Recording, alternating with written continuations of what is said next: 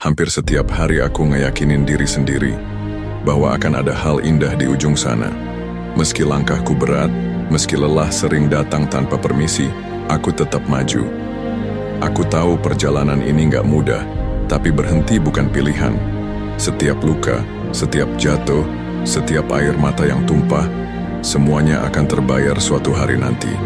Karena selama aku masih berjalan, harapan itu tetap ada.